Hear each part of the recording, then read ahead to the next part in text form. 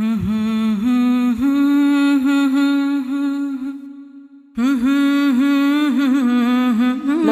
ونصلي على رسوله الكريم اما بعد فاعوذ بالله من الشيطان الرجيم بسم الله الرحمن الرحيم رب اشرح لي صدري ويسر لي امري واحلل عقدة من لساني يفقهوا قولي.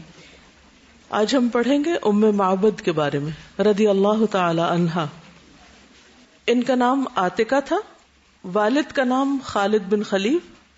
اللہ سبحانہ و تعالی نے اپنے رسول مقبول صلی اللہ علیہ وسلم کو مدینہ منورہ کی طرف ہجرت کرنے کی اجازت دے دی تاکہ آپ اپنے آپ کو اور اپنے ساتھیوں کو مشرکین کے ظلم و ستم سے نجات دلا سکیں.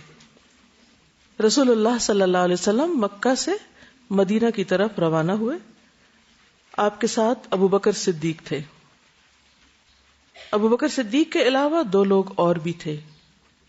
ایک کا نام عامر بن فہیرہ تھا جو آپ کا غلام تھا، اور دوسرا عبداللہ بن عریقت جو راہ دکھانے والا تھا.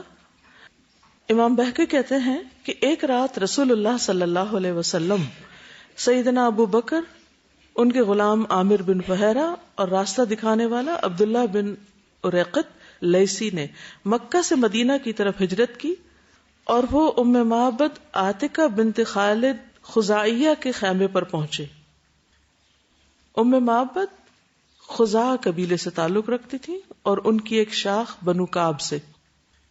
مکہ سے مدینہ جاتے ہوئے راستے میں قدید ایک مقام آتا ہے، قدید دو نقطوں والے قاف سے، وہاں ان کا خیمہ تھا. ام معبد ایک پاک دامن جلیل القدر عمر رسیدہ، یعنی بڑی عمر کی خاتون تھی لیکن جسمانی لحاظ سے مضبوط. وہ اپنے خیمے کے صحن میں براجمان تھی. وہاں سے گزرنے والے مسافروں کو کھانا کھلاتی تھی، مہمان نواز تھی، پانی پلاتی. مسافر ان سے پوچھتے کہ تمہارے پاس کوئی گوشت یا دودھ وغیرہ ہے تو خرید سکیں، لیکن عموماً ان کے ہاں یہ چیزیں نہیں ملتی تھی کیونکہ خشک سالی تھی اور جانوروں کے کھانے کے لیے بھی نہیں ہوتا تھا اور دودھ بھی نہیں عام طور پہ دیتے تھے. وہ کہتی ہیں اللہ کی قسم اگر ہمارے پاس گوشت یا دودھ ہوتا تو ہم آپ کی مہمان نوازی میں کوئی کسر نہ اٹھا رکھتے. عربوں کی مہمان نوازی ویسے ہی مشہور ہے، اور خاص طور پر اس خاتون کی آپ دیکھیے. ان دونوں لوگ قحط زدہ تھے، کھانے پینے کی اشیاء نایاب تھیں. رسول اللہ صلی اللہ علیہ وسلم نے خیمے کی ایک جانب بکری بندھی ہوئی دیکھی. آپ نے پوچھا اے ام معبد یہ بکری کیسی ہے؟ انہوں نے کہا یہ انتہائی کمزور ہونے کی وجہ سے بکریوں کے ریوڑ کے ساتھ چراگاہ نہیں جا سکی. ام معبد اپنے گھر پہ اکیلی تھی، ان کے شوہر بکریوں کے ریوڑ لے کر چرانے کے لیے جا چکے تھے. وہ ان کے چچا کے بیٹے تھے بیسیکلی، جن سے ان کی شادی ہوئی تھی، اور دونوں میاں بیوی اکیلے ہی رہتے تھے. تو بکری بہت ہی لاغر، لاچار، بیمار اور چھوٹی سی بکری تھی. رسول اللہ صلی اللہ علیہ وسلم نے پوچھا کیا یہ بکری دودھ دیتی؟ ام معبد نے کہا یہ بہت کمزور ہے، اس نے بھلا کیا دودھ دینا ہے، یعنی یہ کیا دودھ دے گی؟ رسول اللہ صلی اللہ علیہ وسلم نے پوچھا کیا ہمیں تمہاری اس بکری کا دودھ دونے کی اجازت ہے؟ یعنی اگرچہ یہ دودھ نہیں دیتی لیکن کیا ہم کوشش کر سکتے ہیں؟ اجازت دی آپ نے.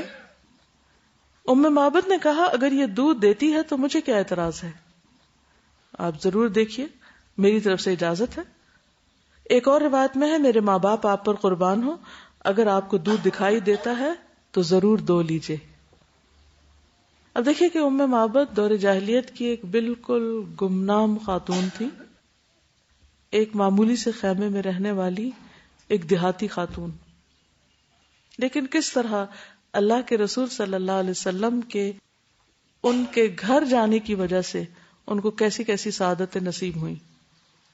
لیکن سوال یہ پیدا ہوتا ہے کہ اتنے طویل راستے میں آپ انہی کے گھر کیوں اترے اور کیوں ٹھہرے؟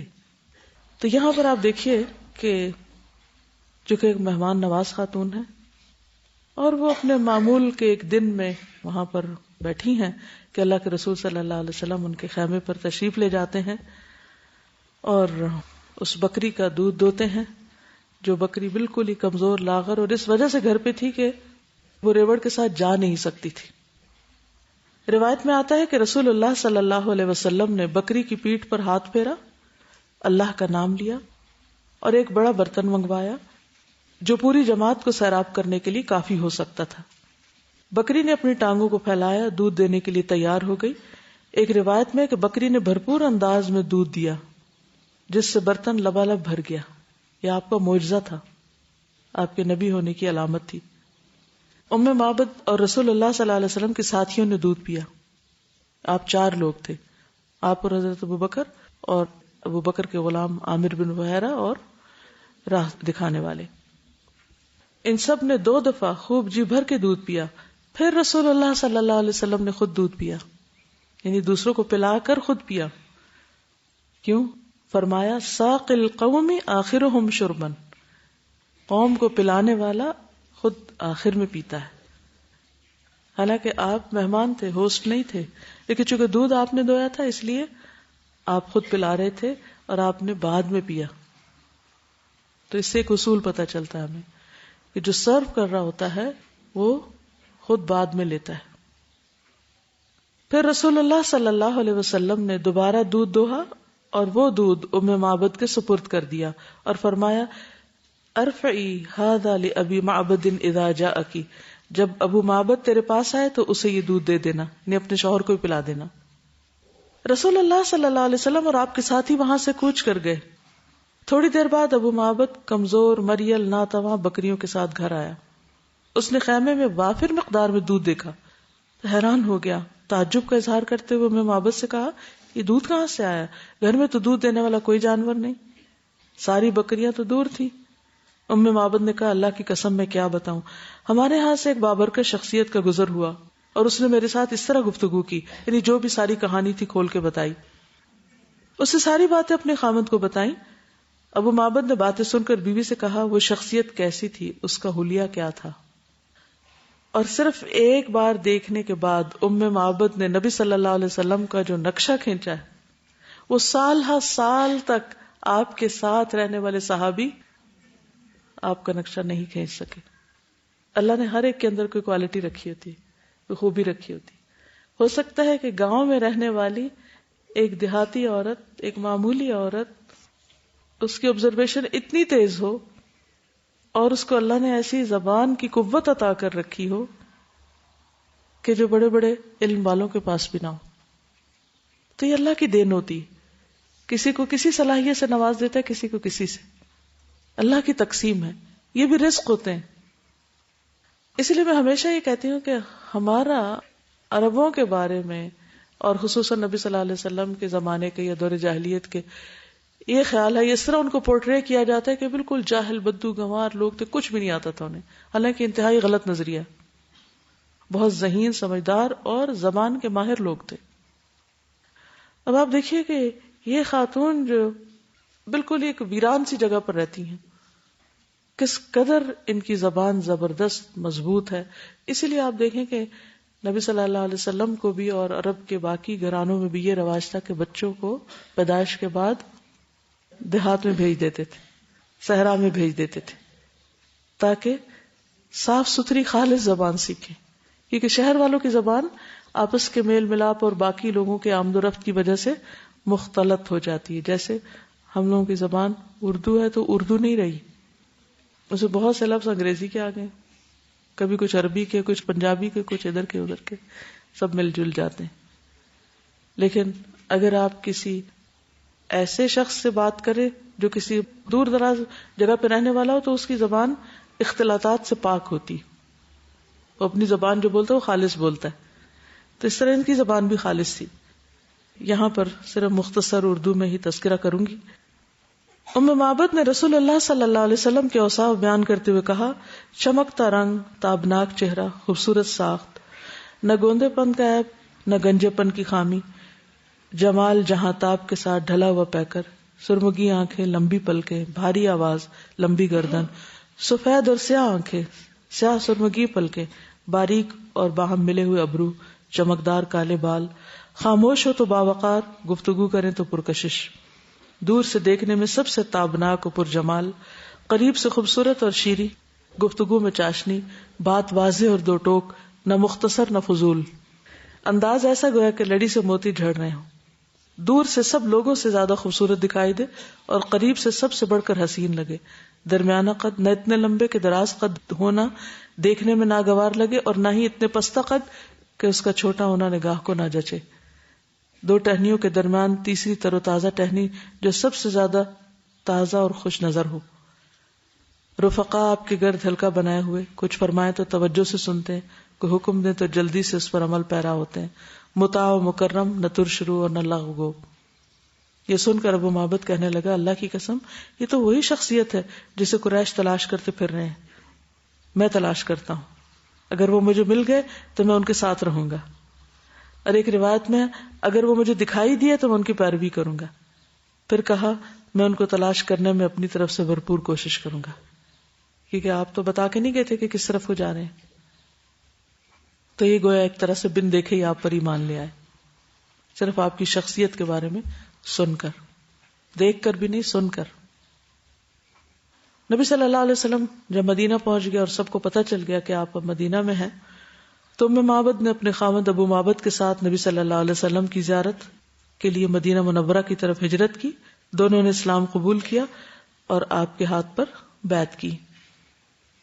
جب آپ ام معبد کے خیمے سے نکل کر چلے گئے تو مکہ معظمہ میں ایک اونچی آواز سنائی دی۔ اہل مکہ نے اس آواز کو سنا، لیکن کسی کو یہ پتہ نہیں چل رہا تھا کہ یہ آواز کہاں سے آ رہی ہے اور یہ آواز کس کی ہے۔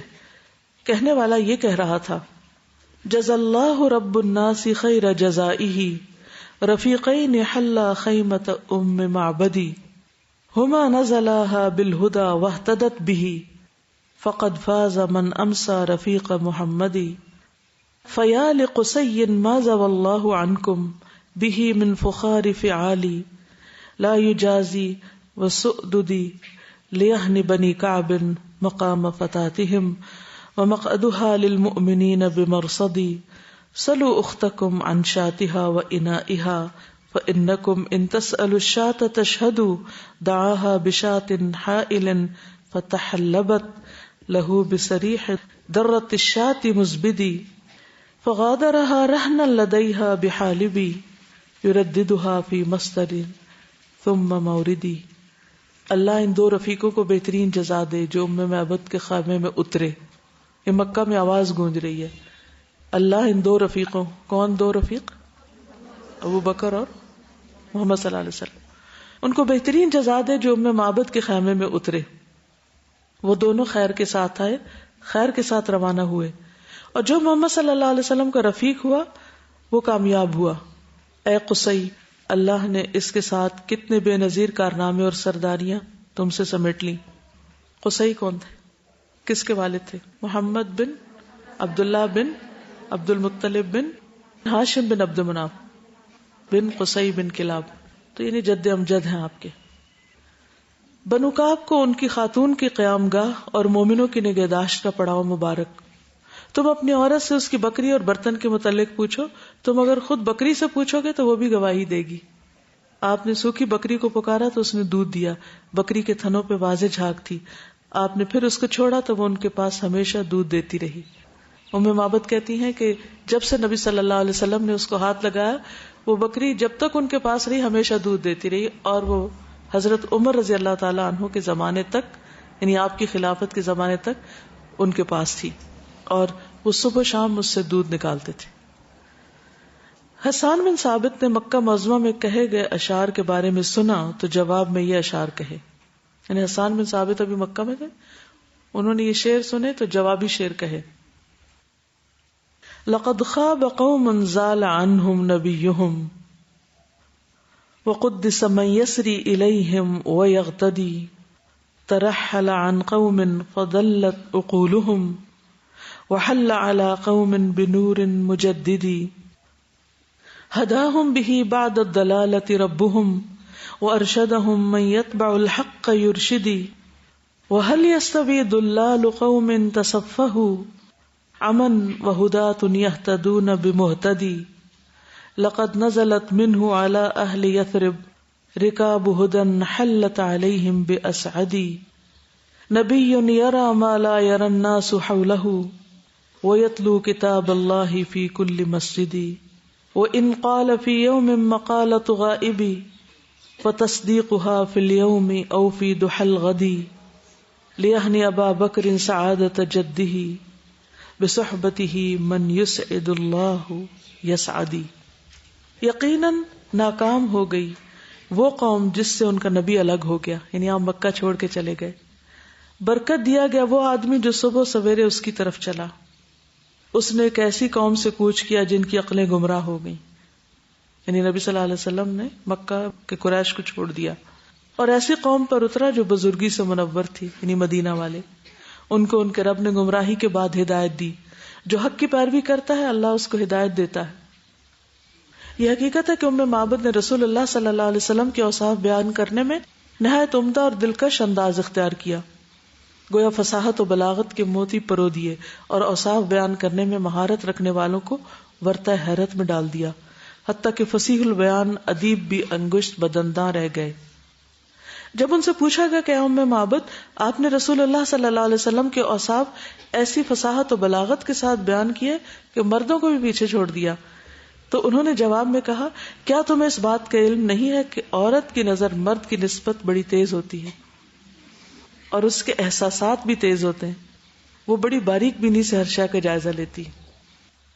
تو ام معبد اس سے تھوڑی دیر کے لیے آپ رکتے ہیں، دودھ دوتے ہیں، دودھ پلاتے ہیں اور پھر دودھ پیتے ہیں، دودھ چھوڑتے ہیں پیچھے اور تشریف لے جاتے ہیں اور کسی کو نہیں پتا کس طرف کو گئے. قریش کو اندازہ ہو جاتا ہے کیونکہ وہ مکہ میں آواز آتی ہے، وہ جو شیر گونجتے ہیں نا تو اندازہ لگا لیتے ہیں اچھا فلاں کے خیمے میں گئے، تو وہ تو آپ کی تلاش میں تھے تو فوراً پہنچ گئے. کہا جاتا ہے کہ علی بن ابی طالب فصاحت و بلاغت کے امام تھے.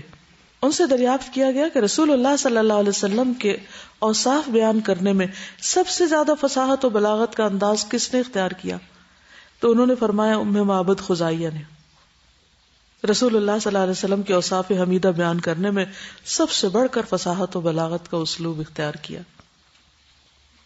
علی بن ابی طالب سے دریافت کیا گیا کسی اور نے ام معبد کی طرح رسول اللہ صلی اللہ علیہ وسلم کے اوصاف کیوں نہیں بیان کیے؟ تو آپ نے حکیمانہ انداز میں فرمایا عورتیں مردوں کی نسبت زیادہ حساس ہوتی ہیں اور یہ زیادہ باریک بینی سے اشیاء کا جائزہ لیتی ہیں، تو یہ وہی کر سکتی. جب قریش کو پتا چلا کہ محمد صلی اللہ علیہ وسلم اور آپ کے ساتھی ابو بکر صدیق ام معبد کے خیمے میں مہمان بن کے ٹھہرے تو قریش نے اپنے چند افراد کو ان کی تلاش میں بھیجا. جب لوگ ام معبد کے خیمے میں آئے تو وہ گھبرا گئیں کیونکہ انہوں نے بچشم خود مشاہدہ کر لیا تھا کہ شر ان کی آنکھوں سے ٹپک رہا ہے. ان میں سے ایک نے دھمکی کا انداز اختیار کرتے ہوئے کہا کہ ام معبد محمد کہاں ہے صلی اللہ علیہ وسلم. ام معبد نے ان سے خطرہ محسوس کرتے ہوئے جواب دیا کہ تم مجھ سے ایک ایسے معاملے کے بارے میں پوچھ رہے ہو جس کے بارے میں جانتی نہیں. انہوں نے پھر کہا کہ تم جانتی ہو وہ کدھر گئے؟ ان کا مجھے نہیں معلوم کہ تم کیا کہہ رہے ہو. جب انہوں نے اور زور دے کے پوچھا تو ام معبد نے کہا کہ میری بات کان کھول کے سن لو، اگر تمہیں اپنی جان عزیز ہے تو اسی وقت چلے جاؤ ورنہ میں چیخ چیخ کر اپنی قوم کو بلاؤں گی. جب انہوں نے دیکھا کہ ام معبد انتہائی غصے میں ہے تو واپس جانے میں بہتری جانی، کیونکہ انہیں معلوم تھا کہ ام معبد ایک محترم ہستی اپنے قبیلے میں احترام سے دیکھی جاتی. وہ کیوں احترام تھا ان کا؟ مہمان نواز تھی. اور ویسے بھی ایک بات یاد رکھیے کہ جو دوسروں کی عزت کرتا ہے وہ خود معزز ہوتا ہے. بدتمیز شخص کی کوئی عزت نہیں کرتا، بد اخلاق کی عزت نہیں کی جاتی. ام معبد نبی صلی اللہ علیہ وسلم کے بعد حضرت عمر اور حضرت عثمان کے دور تک زندہ رہی. ان کو سالانہ لباس، یمن کا غلہ اور ان کے اونٹوں کے لیے قطران دی جاتی تھی. قطران کیا ہوتا ہے؟ جس سے اونٹوں کی خارش کا علاج کیا جاتا ہے. ایک دفعہ حضرت عثمان ان کے پاس سے گزرے تو وہ کہنے لگی کہ کہاں ہے میرا لباس اور کہاں ہے یمن کا غلہ جو میرے پاس آتا تھا؟ تو حضرت عثمان نے کہا کہ وہ آپ کو ضرور ملے گا، اور اس کے بعد وہ سب ان تک پہنچا دیا گیا. طبرانی کی روایت ہے. تو اس سے کیا پتہ چلتا ہے کہ صحابہ کرام کے دل میں بھی ان کی بہت عزت اور احترام تھا. اس کی کیا وجہ تھی؟ وہ کیوں احترام کرتے تھے ان کا؟ کیونکہ انہوں نے نبی صلی اللہ علیہ وسلم کی مہمانی کی تھی اس وقت جب کہ ان کے پاس کچھ بھی نہیں تھا. سوائے ایک سوکھی بکری کے. چلیے آج کے لیے اتنا ہی کافی ہے. جزاکم اللہ خیرا. سبحانک اللہم و بحمدک اشہد ان لا الہ الا انت استغفرک و اتوب الیک.